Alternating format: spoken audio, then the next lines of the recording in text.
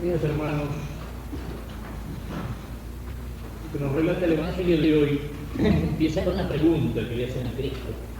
Esas preguntas que tienen como fin nada más que la curiosidad. Dice: Señor, ¿es verdad que son pocos los que se salvan?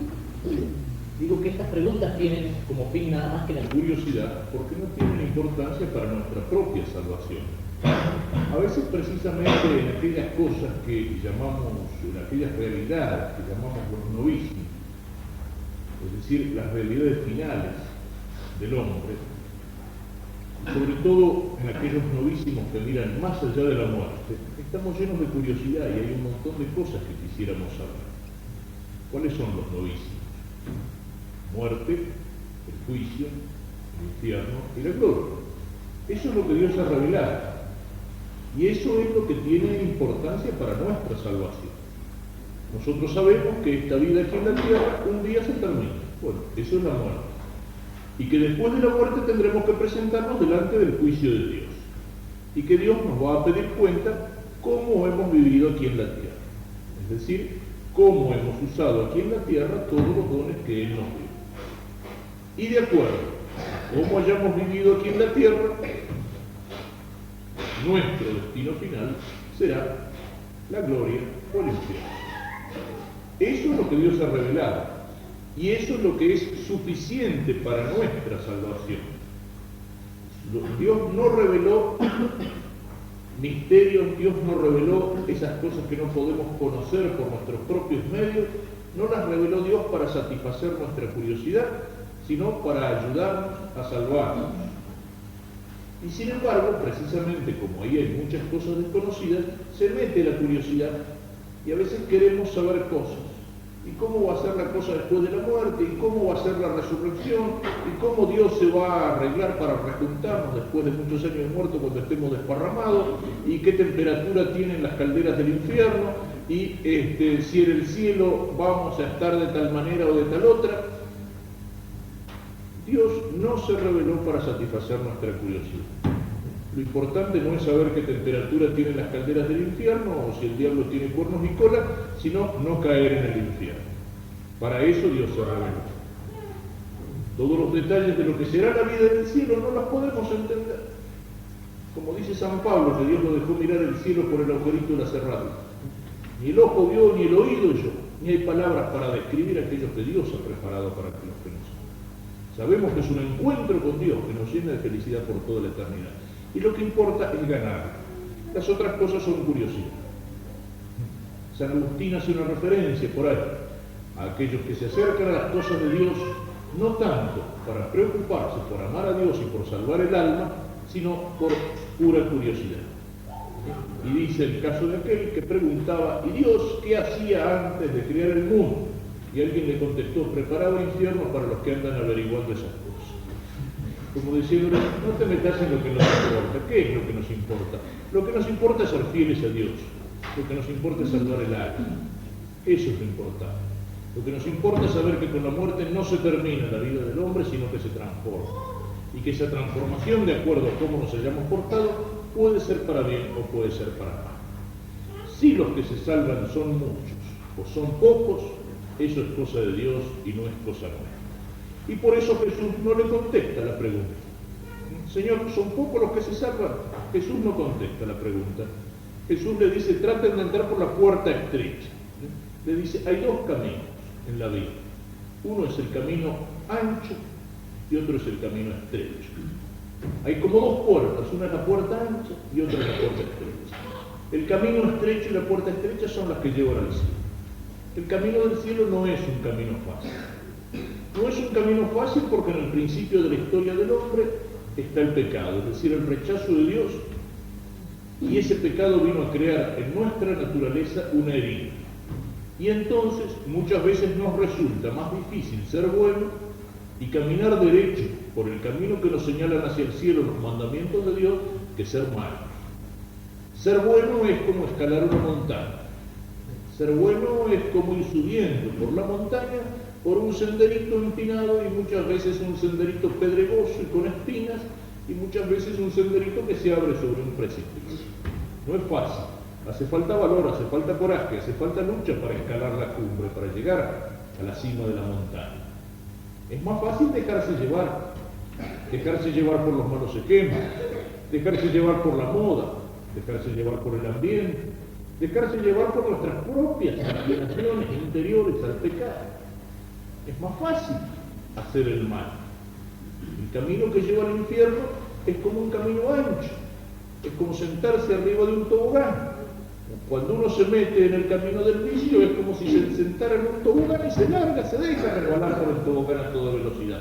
Y es difícil pararse por la mitad cuando uno viene resbalando para abajo.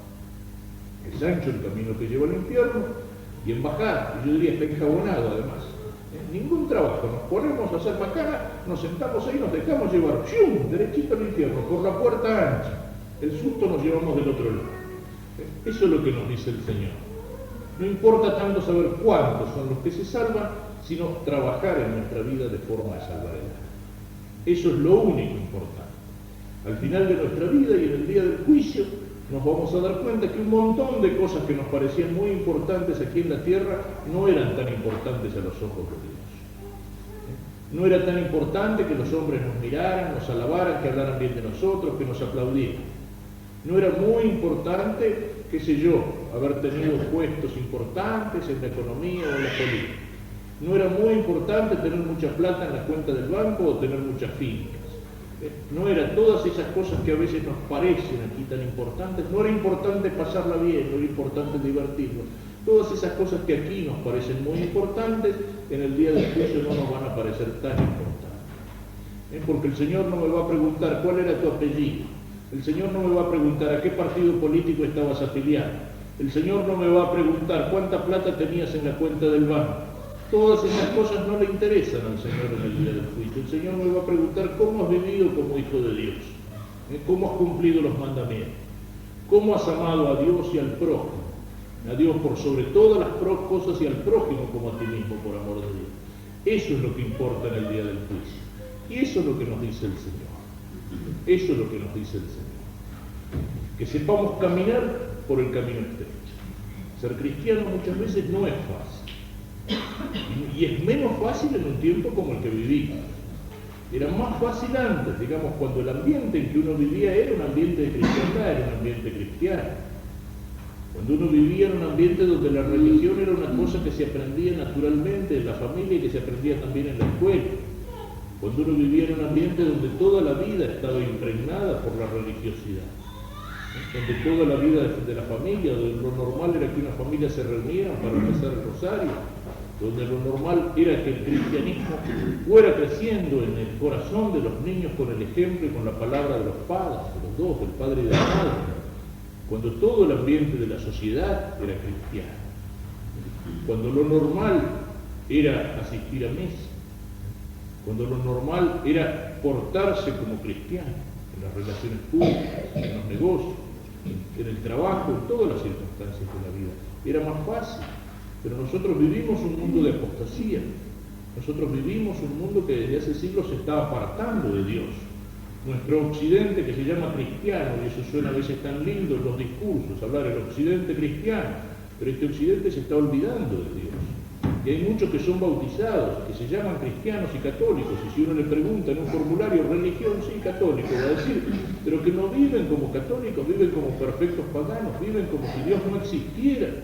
Hay muchos que se llaman cristianos y que se llaman católicos, pero después más vale perderlos que encontrarlos, porque no se portan como cristianos. Porque si tienen un negocio son unos perfectos sinvergüenzas, porque si tienen una lengua más que para rezar la usan para sacarle el cuero al vecino o a la vecina. ¿Cuántos son los que no viven como cristianos, como católicos? Y un ambiente, digamos, donde empezando desde la escuela sin Dios hasta terminar por los medios de comunicación, por la radio, por la televisión, por los diarios, por las revistas, están llenos de mentiras, están llenos de ataques a veces insidiosos contra las cosas de Dios. Se hace mucho más difícil vivir como cristiano, como hijo de Dios, como católico en este mundo. Es más fácil hacer lo que hacen todos. Es más fácil dejarse llevar por la corriente. Es más fácil dejarse llevar por las opiniones y por los gustos de la mayoría. Es más fácil ser rebaño.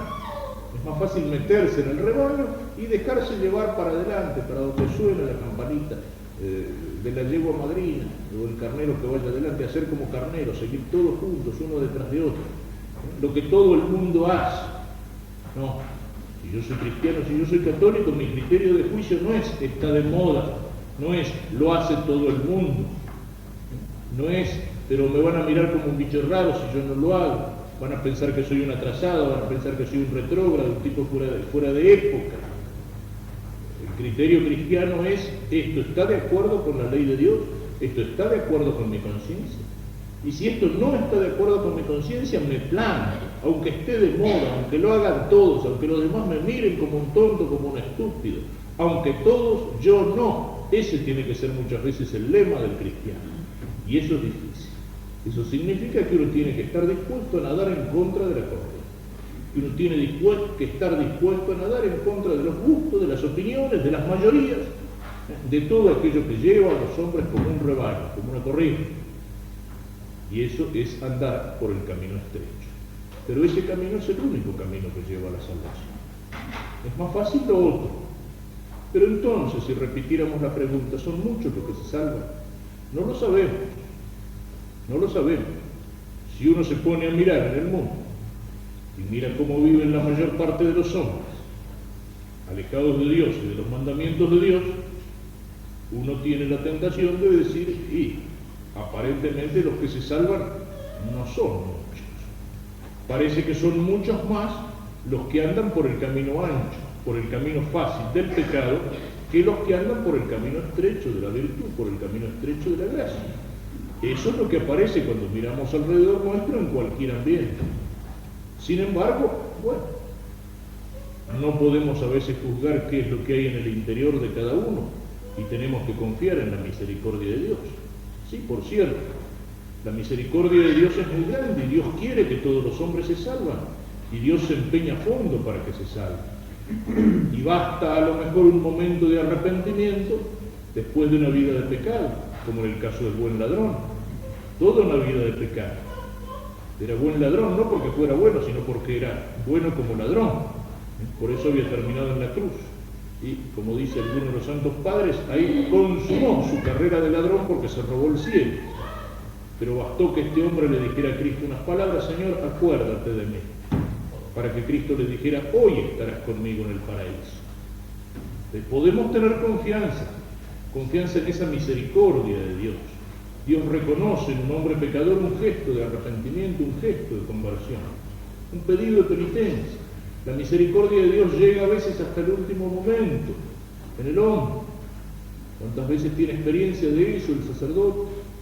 Un moribundo que ha llevado años y años apartado de Dios, y uno lo encuentra en el hospital y en ese momento lo toca la gracia y pide la confesión, y en la confesión humildemente se arrepiente de todos sus pecados. Dios le tuvo paciencia hasta el último momento y a último momento le abrió las puertas del cielo. No sabemos. Aparentemente los que viven lejos de Dios y los que no viven como cristianos son la mayoría. ¿Se condenan todos? No sabemos. La misericordia de Dios es muy grande. Es muy grande y Dios quiere que los hombres se salven, y Dios hasta el último momento de nuestra vida nos está tendiendo la mano. Pero tampoco podemos caer en el error opuesto. Dios es misericordioso, pero Dios es justo también. Dios es bueno, pero no es tonto. Dios nos ofrece la misericordia, Dios nos ofrece la salvación, pero esa mano de Dios que se nos tiende, nosotros tenemos que tomarla para dejarnos salvar. Porque si no, al que no quiere salvarse, ni Jesucristo lo salva. Cristo murió por todos los hombres. La sangre de Cristo, una gota de esa sangre de Cristo alcanza para lavar todos los pecados del mundo. Pero para que la sangre de Cristo lave mi alma pecadora, es necesario que yo me ponga debajo de la cruz. Es decir, es necesario que yo me ampare en la misericordia del Señor. Es necesario que yo me arrepienta de mis pecados. La sangre de Cristo cae por todos los hombres, pero yo puedo hacerme el tonto y hacerme un costado y dejar que la sangre de Cristo, en lugar de lavar mi alma, caiga inútilmente en el suelo. Es decir, muchas otras cosas Dios puede hacer sin nosotros, pero para salvarnos Dios necesita nuestra colaboración. Dios necesita de nuestro arrepentimiento. Como decíamos antes, el que no quiere salvarse, ni Jesucristo lo salva. Es decir, el hombre tiene la posibilidad de rechazar la salvación de Dios. Y entonces es culpa de él. Si uno se condena, si uno se va al infierno, la culpa no es de Dios. Dios a todos los hombres le ofreció las posibilidades, Dios a todos los hombres les dio la gracia suficiente para salvarse. Aquel que rechazó la gracia y que la rechazó hasta el último momento de la vida, la culpa es de él. La condena de uno en el infierno no lleva la firma de Dios, sino la firma del condenado, de aquel que rechazó la gracia, de aquel que rechazó la misericordia de Dios. Y eso es posible, eso es posible. No caigamos en la cosa trágica, negra y pesimista, es decir, se van casi todos al infierno, pero tampoco caigamos en aquello que el sentimentalismo, que en estos tiempos penetra en el catolicismo, y diga, no, todo el mundo se sabe, como dicen algunos teólogos europeos. No, el infierno sí, el infierno existe, pero está vacío, no hay nada. Y el diablo es un símbolo de nuestras inclinaciones al mal. Mentira, el diablo existe, y es un ángel caído, y es un espíritu pervertido y pervertidor, y que como no puede arruinar a Dios ni bajarlo a Dios en su trono, trata de herirlo a Dios en aquello que Dios más ama, que son sus criaturas, que es el alma de los hombres. El diablo no puede vencerlo a Dios, pero me puede vencer a mí, me puede llevar por el camino de la tentación, por mi culpa, y entonces me aparto de Dios. Y si me aparto de Dios, me condeno. Decir que no existe ningún condenado, por más que uno ponga toda su fuerza y se empeñe en ofender a Dios y en pecar y no se quiera arrepentir y blasfema en contra de Dios, y que Dios a pesar de todo lo obliga a convertirse, no. Dios le ofrece la conversión, pero no lo obliga. Dios se toma muy en serio la libertad del hombre. Dios se toma muy en serio la libertad del hombre. Y entonces aparece otra de esas objeciones que parecen muy importantes pero que son tontas. Y entonces Dios, ¿para qué me hizo libre si Dios sabía que yo me podía condenar? ¿Cuántas veces la habré escuchado? ¿Por qué Dios me hizo libre si Dios sabía que yo me podía condenar? Pero Dios no me hizo libre para que yo me condene. ¿Pero por qué me hizo libre? Para que lo ame. ¿Se puede amar si uno no es libre? No se puede amar si uno no es libre. Una persona puede agarrar a otra persona y forzarla y obligarla a hacer un montón de cosas. Pero lo único que nadie me puede obligar es a que yo lo ame. Ninguna persona nos puede obligar a que la amemos. Un tirano puede obligar a todos los súbditos que tiene sujetos como esclavos, los puede obligar a trabajo forzado, los puede obligar a un montón de... pero los puede obligar a que lo amen. No. El amor es algo que está en lo profundo del corazón del hombre y solamente se puede amar libremente. Solo hay amor si ese amor es libre. Entonces, por eso el amor es meritorio. ¿El sol tiene mérito por salir todas las mañanas? ¿Se merece un premio? No, porque no es libre. El sol sigue su curso necesario. ¿El árbol merece un premio porque da fruto? No, porque sigue su curso necesario. No es libre. La viña no es libre de decir este año en vez de uvas voy a producir duraznos. No, tiene que producir uvas. Y tiene que producir uvas cuando llegue el tiempo de la uva. No es libre. Y entonces no merece un premio. En cambio el hombre sí es libre. Y por eso el hombre ama a Dios. Por eso el hombre hace las cosas no por obligación, por necesidad, sino por amor. Puedo pecar, pero no peco. Trato de agradar a Dios. Trato de caminar por el camino que me enseñan las palabras del Evangelio. Y eso lo hago libremente. No como el sol que sale, no como la planta que florece y fructifica, no como el animal que se guía por el instinto.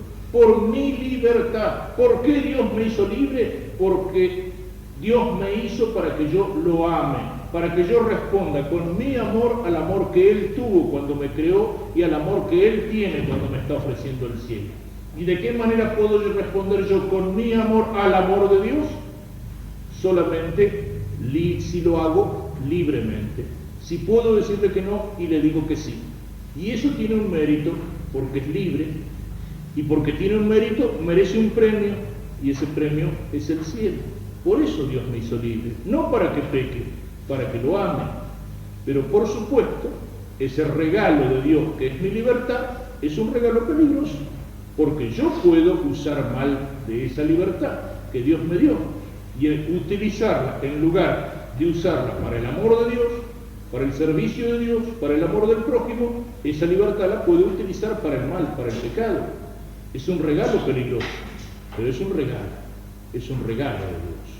Y Dios, lo repito, no me la dio para que yo peque y me condene, sino que Dios me la dio para que le responda y para que lo haga. Y si yo lo uso mal, no tengo que echarle la culpa a Dios, porque la culpa es mía. Y entonces, si estoy en el infierno, no es porque Dios me mandó allí, sino porque yo me lo merezco.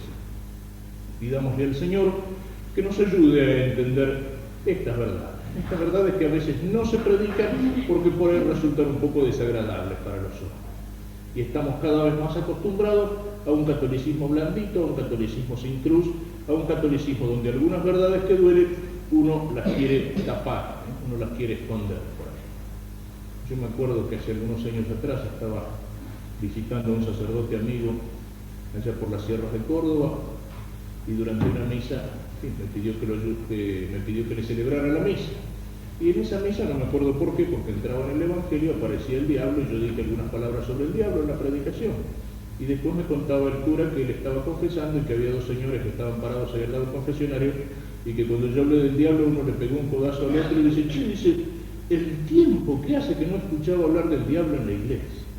Y a veces pasa eso. Hay algunas verdades que como por ahí molestan un poquitito, como el diablo, como la muerte, como el infierno, preferimos no hablar de ellos. No se predica. Nos quieren vender un catolicismo lleno de miel, un catolicismo que también parecería que quiere caminar no por la senda estrecha, sino por el camino ancho, por la vía fácil, por la vía cómoda. Pero esa no es la vía que Jesucristo nos señaló. Pidámosle al Señor que nos ayude a entender esto, pero que nos ayude sobre todo a vivir. Que nos ayude, aunque nos cueste, a caminar por la senda estrecha, a serle fiel, sabiendo que al final de ese camino, en la cumbre de la montaña, Él es el que nos está esperando para darnos el premio por nuestros esfuerzos.